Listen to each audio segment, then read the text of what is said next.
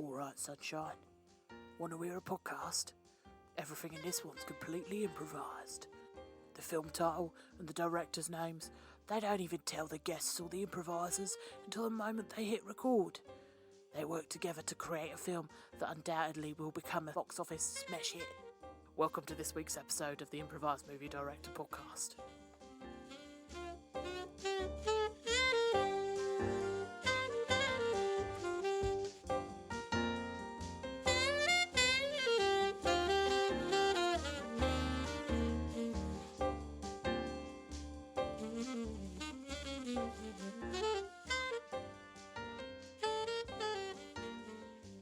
Peter Jackson says, "Remember, pain is temporary, film is forever."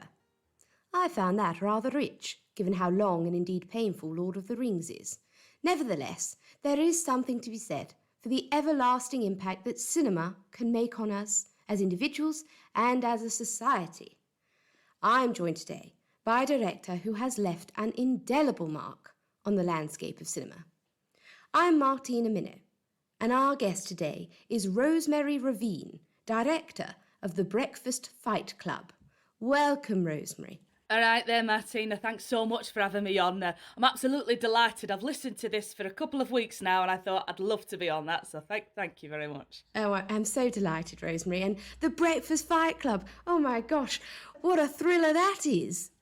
Well, absolutely. Do you know, my favourite meal of the day is breakfast, and I'm extremely aggressive, and I thought, marry those passions and bring it together. And I feel that that's resonated with a lot of people globally, particularly on this island here of the United Kingdom. And marrying for passion, not something I've ever heard of, but I like that. I like that a lot. So obviously, Rosemary, I watched it the moment it was released, but some of our listeners, they might not have seen it yet. Can you tell us, what is the Breakfast Fight Club all about? Well, in a nutshell, it starts with quite a pensive scene, and somebody's asked that age-old question with a picture of a full English. Which item would you remove? And the issue is that the questioner has a very specific desire for one item to be removed. That is, of course, the grilled tomato. They never do it right. But the answerer, in fact, says the black pudding, at which a massive brawl erupts, and that's the beginning, really, of this journey into the mindset of the greasy spoon and the underworld that exists there of illicit crimes and a lot of sexiness. There's a lot of raunchiness. I'm going to put that out there now. It's very sexy, a lot of builder's bum cracks, and I'm into it. I don't know if you are. Hope you are. I am. Grease often is sexy. It's the slipperiness, I find.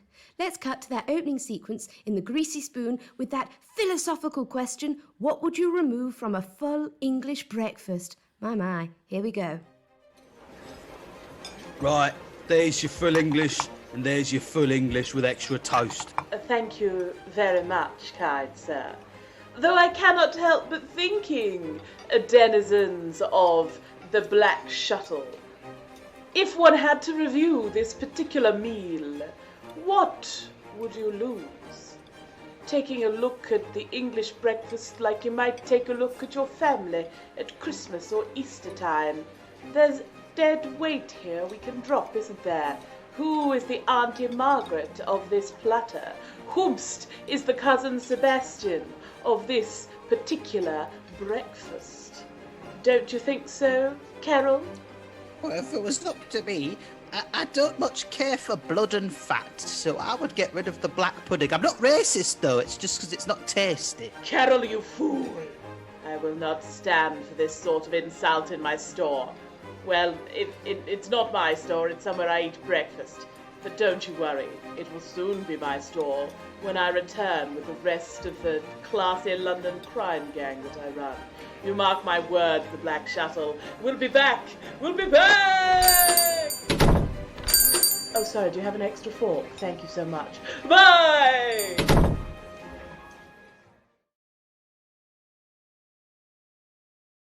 And we see that tension right from the opening sequence. The battle cry is launched, it's clear. The posh ones are coming, and they're coming for your breakfast. Absolutely. I think what's also interesting is that, we see in that scene Carol says, I'm not racist. She is, but she goes on a journey throughout this film where we do, in fact, let her know that the diversity of London is something that we're very proud of, alongside the violence of the upper echelon, so the 1% that represent the gang.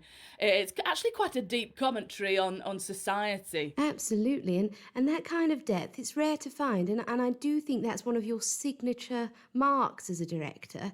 So I must ask, have you always been political, and why have you chosen to take a stance now in this way? Well, my mother used to be there campaigning for Ban the Bomb, the C&D, and my dad was an anti-racism campaigner, and so it's been through my veins since I was a child. And instead of going on holidays, we'd go to the picket line. So for me, protest and family time are inextricably woven together. And I tell you what, I can make a protest sign quicker than you can say good morning. Would you like a cup of tea with that breakfast?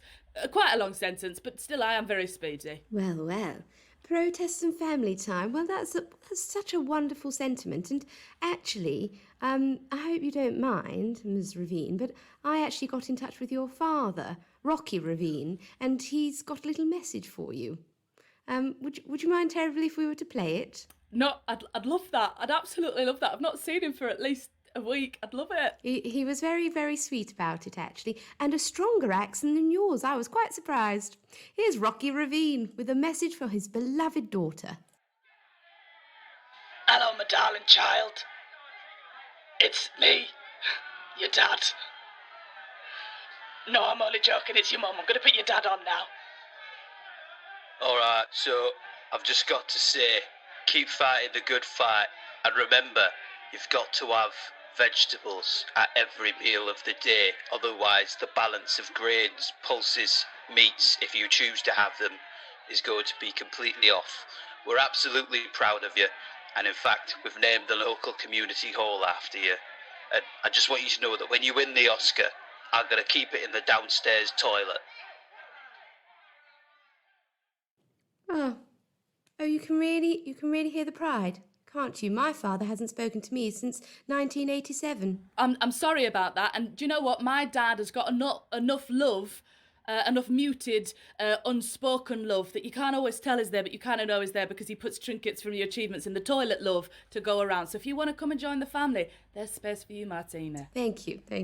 And, I really saw that theme of unity and inclusion coming through in the film, and the way you made everybody come together to fight the 1%. It was really moving, and there was this big impassioned speech delivered by Carol right on the picket line, and I thought, my gosh, let's get her in charge, She's very powerful, and I see a bit of you there, actually, Ms. Ravine. I see it. Well, they do say often people write and direct in aspects of themselves, and I'd like to say Carol is the best of us. Because she starts off with an ignorant point of view that is only founded on things she heard from her mother and father who were not very worldly. But then she realises, living in this diverse community of Leytonstone, that she is surrounded by her beautiful friends. She's got her dear friend in the end, Mohammed, who saves her life. He's a very dear compatriot of hers. And then there's also Iman, who's a lovely friend of hers also, that comes, when she gets injured in the fight, comes and brings her Meals on Wheels. So it really is a community effort within that film. And I'd like to say that I hope I become Carol, always learning, even though I've got a staunch view. Absolutely, and I think there's a little Carol in all of us, actually. Let's cut to that picket line scene where Carol rouses the community into action to take down the 1%. I don't use this word lightly, but Carol's a badass bitch.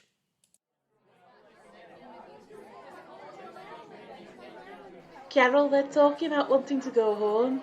Nobody thinks this protest is working, and we're all hungry.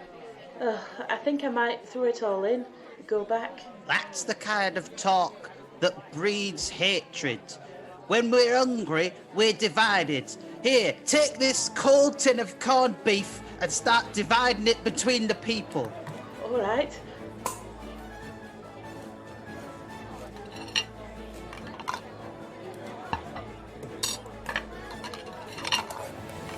Oh my goodness. It's working. People are standing up from where they've sat down. People are eating it from between themselves. That's what Mohammed taught me. When I was on the floor with no energy, my blood sugar was dangerously low.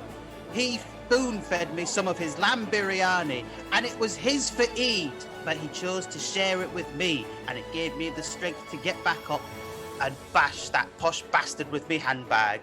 And then I said, you know what, Mo? I've judged you too harshly over these years. Not only are you a good lad, but that was delicious. And if we all decide together that we've got good elements and we join together, then we can beat the 1%.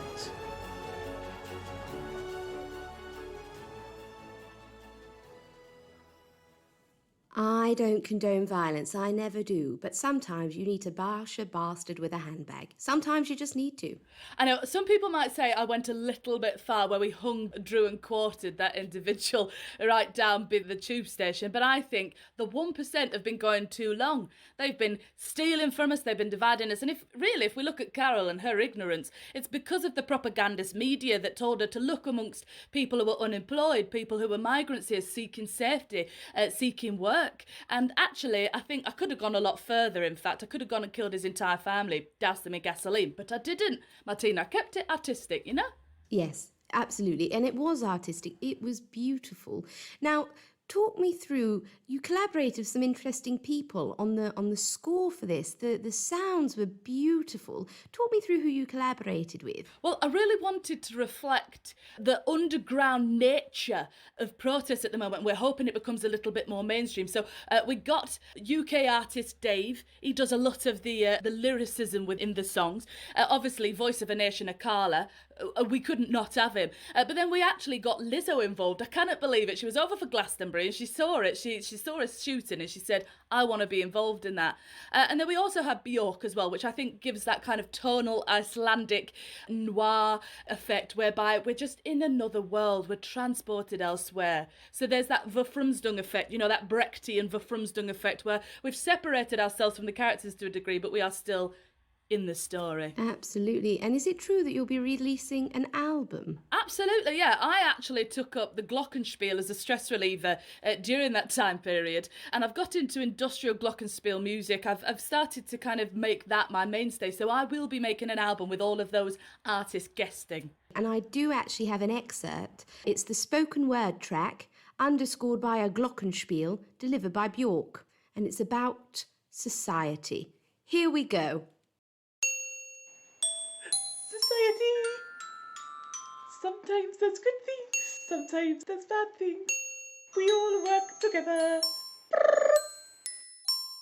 We all work together. I'm quite moved by that. I really do love Björk. I know not many people do, but I do. I really do. I absolutely do as well. And what I wanted it to be short because people's attention spans are minimised these days. And also overkill can really kill a track. And that's where it was. That for me was something I thought it was a sparse experience of togetherness and unity. Absolutely. And so going back to the film, we've got the rabble assembled. The community is mobilised. They're ready to take down the 1%. But, what is this? The capitalists are coming. And there is a very frank exchange of words as they purchase the black shuttle and propose to raise it to the ground. I mean, it really was quite moving at a point because, you know, Richard Branson's come down in an helicopter, Jacob Rees-Mogg is on a quad bike, and then Jeff Bezos water slides down wearing a T-shirt emblazoned with Amazon, and everyone's like, oh no, the capitalists here, what are we going to do about it? And then actually, what do we do that we do best? We resorted to violence. We fashioned a guillotine out of the items in the black shuttle kitchen. You know, the one like the deli that slices the meat? We got that out, made that into the blade. We got some of the benches outside, them pub-style benches, made them into the framework. And then we just whacked their heads off. But we did it to music because we thought there is a poetry to the elimination of greed and theoretical posing, which puts people in different categories. Can you hear the people singing the songs of angry men? It was wonderful, and I really appreciated that you really embraced that kind of pushing the boundaries, and it was delivered in rap. Surprised me, that did. Here's the battle rap.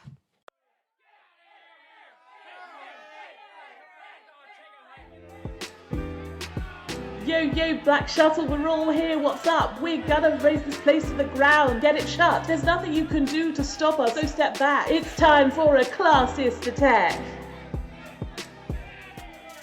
My name is Carol and I don't take no guff. You think you're good, but you ain't really tough. You got too much money and I'm gonna kill you now. Get down on your knees and pray like a cow. Oh, there's nothing you can do about me, that's odd. You didn't seem to realise I'm Jacob Rees-Mogg. I've got my quad bike, the family, the privilege. There's nothing you can do, you'll all be left behind. Well, listen here, you've got all the cash, but no one told you that your fash is vash. You can't dress for nothing and you look like a twiglet. Go on, squeal, you big capitalist piglet. I've got the people behind me, the 100. We're gonna crush you, slam dunk, done, son.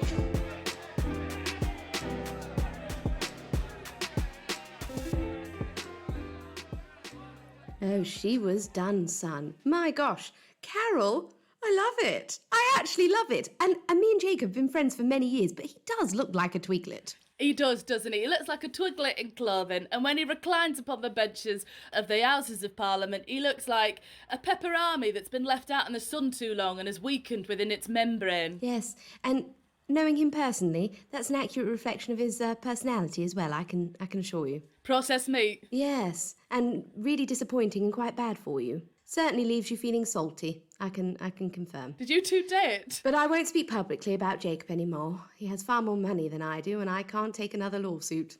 So let's move on. Okay. So, we've got the battle scene, and actually, at that point I was a little nervous, because Richard Branson, Jeff Bezos, and Jacob Rees-Mogg are a formidable trio.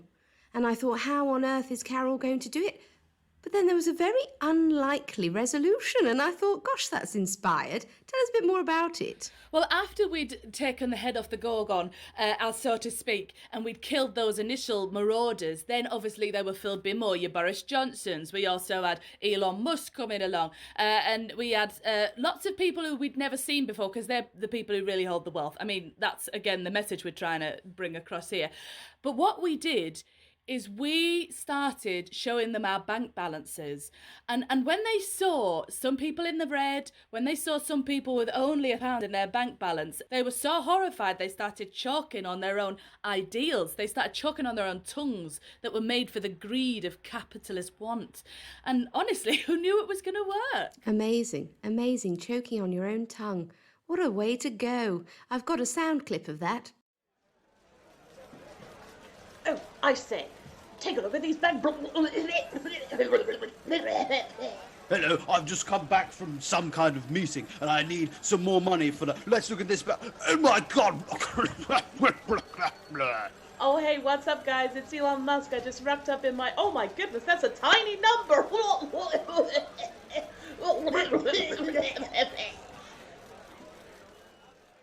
It's actually horrified capitalists across the world. They've now changed the FTSE 100 to the FTSE 1 million, just in case it happens during the stock exchange. I know, they've absolutely tried to make sure that they don't have that happen again. But we did come a cropper within the production, because we actually had Keira Knightley and also our good friend Orlando Bloom in that. Because obviously once upon a time they were the darlings of the UK cinema scene, but it really was a mistake because they actually came from very affluent backgrounds themselves. So whilst they did not choke on their own tongues, they were almost subsumed by their own mouth meat, as I like to call the tongue. The mouth meat, yes.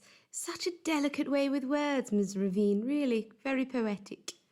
So, it was a heartwarming ending. We see everybody back in the Black Shuttle, and we have a lovely exchange where they all share why they like certain elements of the full English and what it means to them personally.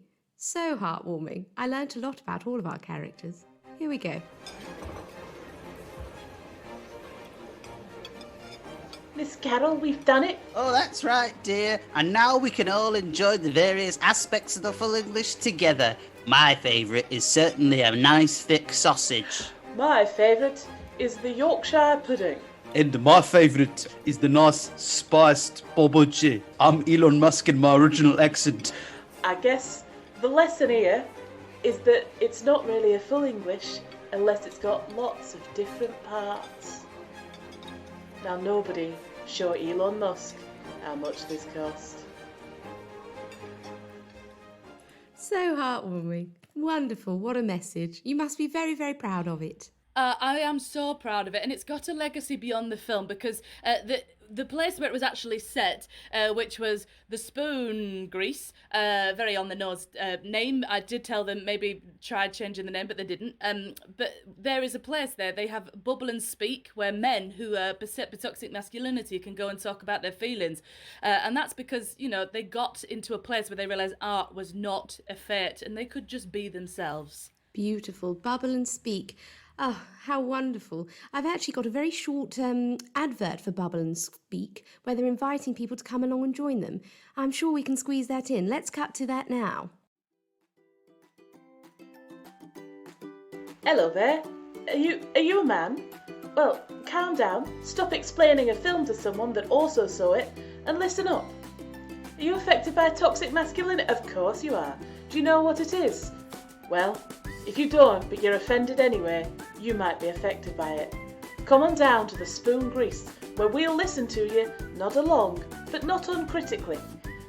This is my friend Steve, and he was affected by toxic masculinity for many years.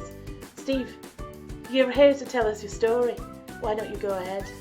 Well, I used to only get physical contact from anyone I was in a romantic relationship with, or when I was at a football match and either my team lost or I scored a goal. But now I realise that a hug is therapeutic. That's lovely, Steve. I'm really happy for you. And you know what? I'm glad that you found such a loving community here at the Spoon Grease. But if you're a negative Nelly or Norman, then stay the fuck away. We don't need your bad vibes. You have been warned. I see nothing but good vibes coming from you, Ms. Ravine, and from your works and the legacy you have left. Now, I have to ask, tell me there's another film, please. Well, Martina, I shouldn't really give this away because, of course, publicity. But I am, in fact, going to be doing Brunch Fight Club. I'm going to be doing Lunch Fight Club. I'm going to be doing Dinner Fight Club. And I'm going to be also doing Evening Meal Fight Club. There might be more. We're planning for it to be a little bit like the Leprechaun movies. Leprechaun in Space, Leprechaun into Hood, Leprechaun Back into Hood, and all of the others of that franchise. So, look out, get your snacks ready, and which other establishment of oppression are we going to bring down over a hearty meal? I hope you don't mind.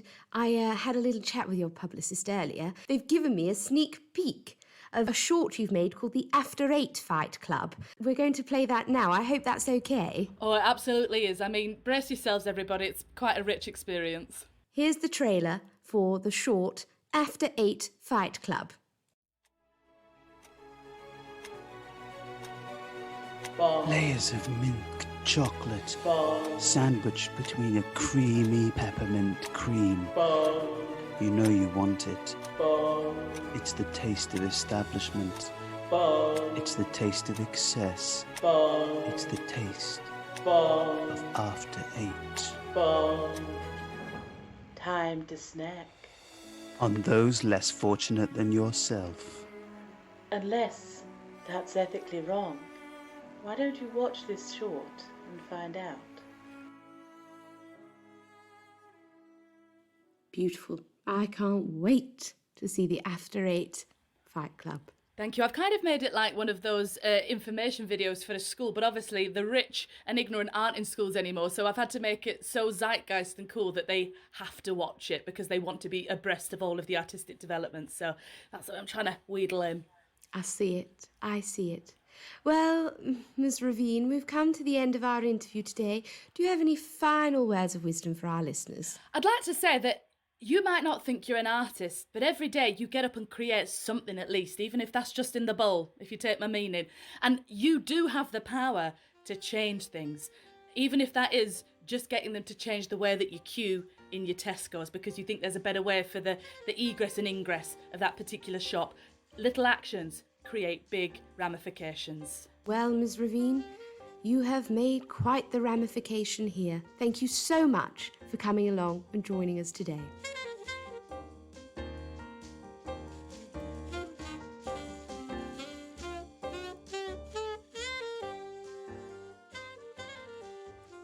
The Improvised Movie Director podcast featured Sabrina Luisi as Martina Minnow, with resident improvisers Vicky Hawley and Rory Vieira, with special thanks to today's guest, Francesca Reid.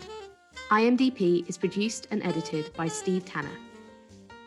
Theme music by Matt Brown and Johnny Griffiths. Episode artwork by Marty Sears. Additional music by Stan Babbage. Follow us at Improv Movie Pod for updates on future episodes and live shows. Improvised Movie Director Podcast is a 4 Foot 1 Films production.